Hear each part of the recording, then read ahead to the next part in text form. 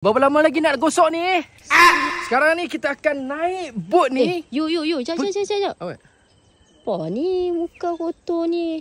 Ya Allah, kotor berlengas sangat nak buat video konten apa ni? Tak apa. Lagi kita pergi ke pulau dulu. Dah. Kau pernah pakai yang ni dulu basuh muka. Apa ni? Skintific. Pakai dulu. Lepas tu, aduh. Okey lah. Oh, nak kena basuh tangan pula dah. Pergi basuh muka dulu. Nak kena basuh muka? Ya.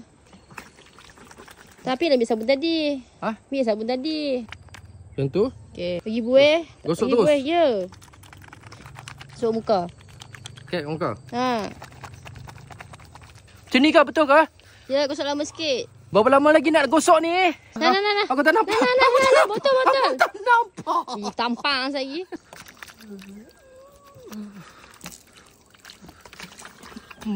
Okey tak macam ni? Macam ni lah. Baru muka fresh, nampak handsome, lembab muka kan? Kena lap dulu kot. Basah ni macam mana buat konten? Basah-basah macam ni.